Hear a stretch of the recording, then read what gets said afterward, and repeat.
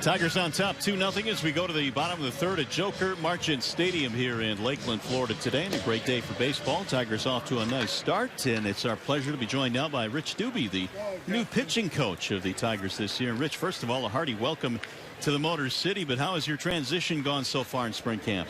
It's gone very smoothly. Really classy group of guys that go about their business the right way, and great staff to work with. Rich, you have to be pleased with the effort so far through 3 for Verlander, 7 of 9, I believe, in first pitch strikes, but it appears that he's worked in all of his pitches in the 3 innings. He's doing a nice job of getting some good mixtures of his breaking balls in there as well as his changeup, and also trying to command his fastball. And so far for the first 3, he's done very, very well. Justin Upton leading it off for the Tigers here in the bottom of the third. It'll be Upton, Cabrera, and Saltalamacchia. Rich, I know one of the questions coming into camp this year is, that battle for that 5 spot in your rotation. You've seen Norris and Green now, 2 of the guys that are battling for that 5 spot. Your impressions of both of them? Well, Daniel, of course, is a little bit younger than Norris, that is, and he's got tremendous high upside. He's still trying to find his way for his delivery and his command, and Greeny's done it before in the big leagues with the Yankees as a starter. So we'll continue to let that play out and see how it goes. Rich, you've been part of some outstanding staffs in your big league coaching days as far as pitchers are concerned. And in Philadelphia, you had Roy Halladay and Cole Hamill and Cliff Lee. How does it feel to inherit a really good staff here in Detroit of a veteran starters for the most part? They can make you look smart. That's the truth of the matter. Good players make you look good, and you gotta find what makes them work and try to keep them in that flow of action. Miguel Cabrera stands in and skies the first pitch into shallow right field. Francoeur coming in. It's going to drop. Throw to second is not going to be in time. They try to get the force. And Francoeur, I don't think just ever saw it. I don't think Francoeur saw it. I don't think the center fielder Bonifacio saw it. It's a really nice job of base running by Justin Upton, though.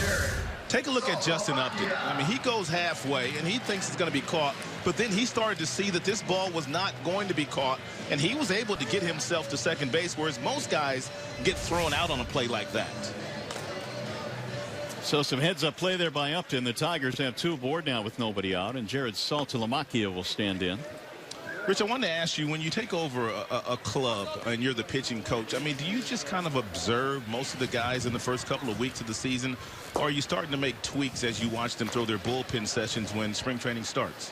No, we're starting to get into more of that now. I don't think I have any right, or any coach really has any right to come in and try to put a stamp on things. You try to watch guys, see how their deliveries work, and then go from there. And as you gain their trust and their understanding, then it's a lot easier to try to do different stuff with them, and they're more receptive. Saltalamacchia batting here with 2 on and nobody out. Tigers up 2-0. We're in the third. And a swing and a miss, 0-2. Well, aside obviously from that 5 spot of the rotation, Rich, you guys are making some determinations on how to fill out your bullpen. You got to be pretty excited about the back end of that bullpen now. You got Frankie Rodriguez, and I know he's kind of been on his own program, but is now starting to pitch in games. But when you look at 7, 8, 9 at the back end of your pen, it's got to feel pretty comforting that you've got some guys that have some big league experience back there. Oh, absolutely. I think Al and his staff did a great job with getting some experience at the back end. I know last year here was a tough year when you're trying to pitch younger players that aren't established deeper in the game. It can be very, very tough. So we have guys that have been back there in the past and have been very, very successful doing so. So that is a confident thought. Here's the 1-2 coming to Saltalamacchia. Snap throw back down to second is not in time. 2 balls, 2 strikes. What about Frankie Rodriguez? He hadn't pitched until just a couple of days ago, and that's just the way that Frankie likes to do it, kind of ease himself into camp. You don't normally see that very often, do you? No, but you've seen him today, and Frankie came in when he did come here to camp. He came in great shape, and his arm he certainly had done plenty of throwing before he got here, and his track record speaks for itself, and he knows how to get ready, and he knows what he needs to be ready for the regular season. So he's a phenomenal teammate, a real good teacher for the younger players. So he's a great addition. Saltalamacchia called out on strikes. Well, certainly, Rod, the addition of Frankie Rodriguez will certainly helped him back into that pen. You know, when he came up with the Angels, I mean, this guy was a hard thrower. He had somewhat of a violent delivery as we take a look at some of his days as a Brewer. But his delivery was violent when he first came up to the big leagues. Then he finally figured some things out. He really learned how to pitch, incorporating outstanding changeups with breaking balls. Delivery still somewhat violent, but the numbers the last couple of years in a Brewers uniform were outstanding. Absolutely. You know, you can't argue with what Frankie's done. I mean, this guy was a power guy at first when he came up, and it's the reason he's pitched, what, 12-plus seasons, and he's able to improvise and change his ways a little bit, and now he's got an outstanding changeup, a good breaking ball, and he has the ability to read hitters very, very well and kind of have an idea what they're looking for and how they're trying to approach him. J.D. Martinez up there now with 2 on and 1 out.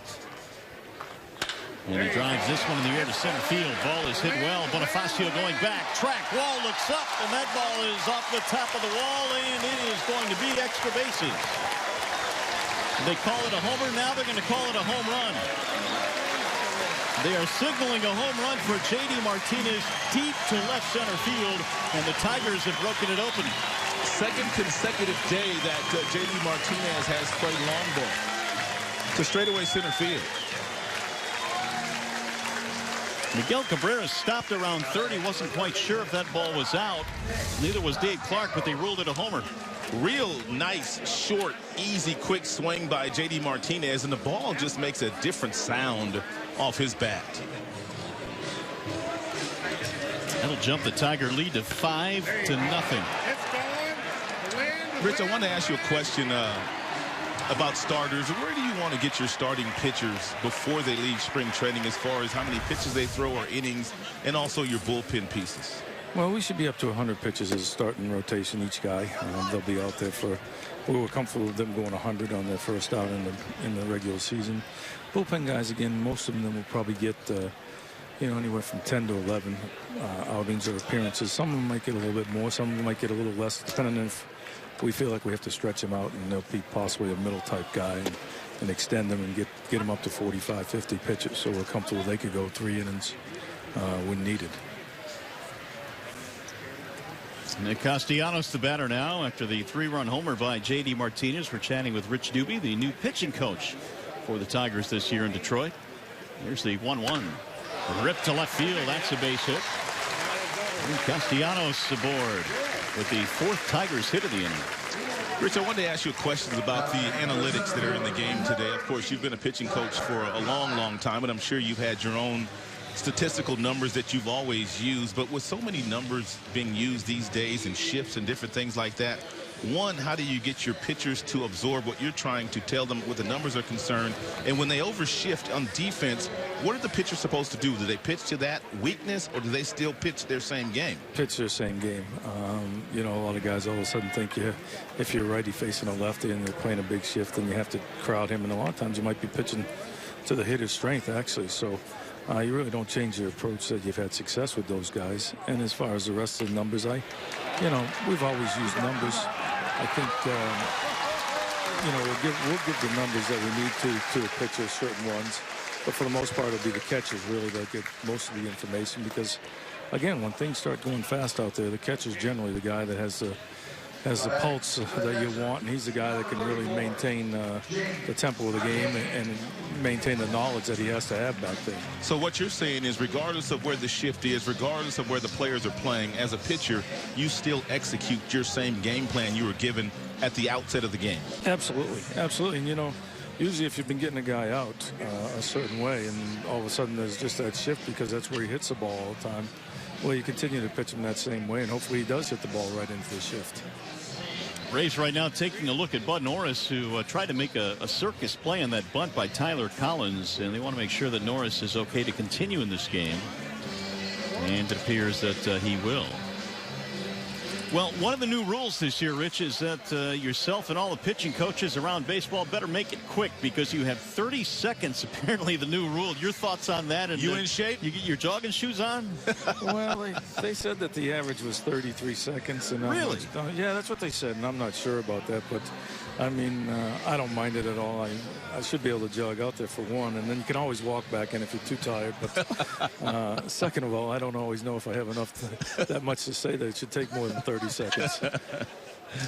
Here is James McCann now with 2 on, and still only 1 out of the inning. McCann bounced out. That was back in the second. He is 0 for 1, and he looks at a ball outside.